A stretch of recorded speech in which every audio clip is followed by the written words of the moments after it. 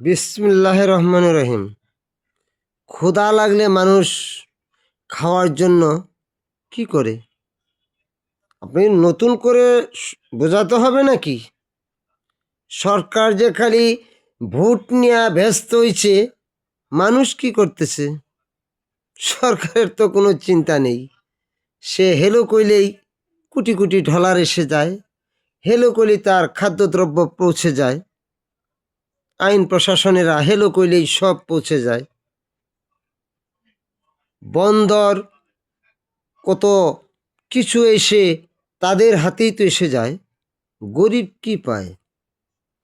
সেই জন্য আর দেরি না করে এই দেশ কিভাবে পরিচালনা করতে হবে সেই দিকে খেয়াল দিয়ে মানুষের পেটে কিছু খাবার তুলে দিতে হবে। এখন আমার কাছে আছে, আমি দিলাম না, সেটা জোর করে নিয়েও খাওয়া যায় না, আবার জোর করে নিয়ে খাবার গেলেও মরণ হয়। তাহলে এই কাজ এই পৃথিবীতে কি আরম্ভ হয়েছে? শেষবারের মতো শেষ হুঁশিয়ার সাহেব, আপনি আসার পর যে দেশে যে কি গ্যাঞ্জাম হচ্ছে আপনি তো সব জানেন।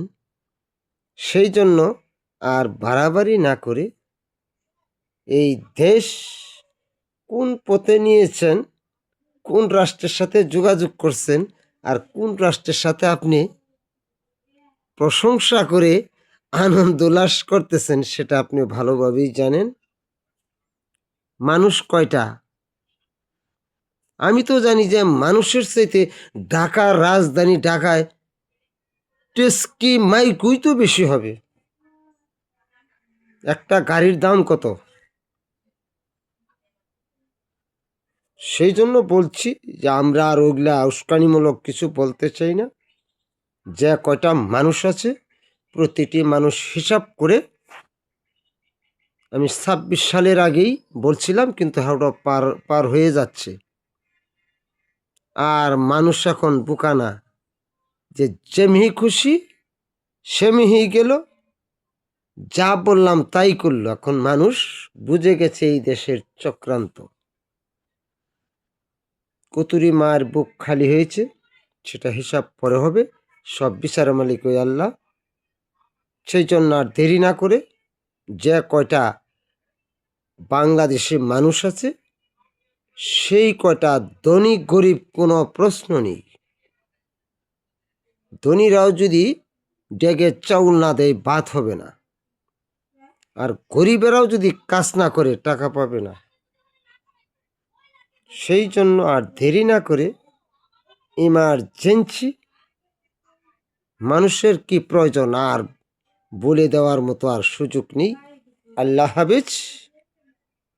আমি এক মুক্তিযোদ্ধার সন্তান হয়ে স্পষ্ট ভাষায় বলে দিচ্ছি, কাউকে আর বিভ্রান্তিত করে কিছু বলতে চাই না। সেই জন্য মানুষের ভাগ্য উন্নয়ন যেন পৌঁছে যায় এই বলে বিদায় নিচ্ছি। আল্লাহ হাফেজ। শফিকুল ইসলাম, পিতা ঝিলতিকা নির্বাচিত চেয়ারম্যান, বিশিষ্ট বীর মুক্তিযোদ্ধা, ৩ নং ওয়ার্ড, খাজনগর, পুষ্পেছাড়া থানা, উপজেলা ঘাটাল, জেলা টাঙ্গাইল। আল্লাহ হাফেজ। আসসালামু আলাইকুম।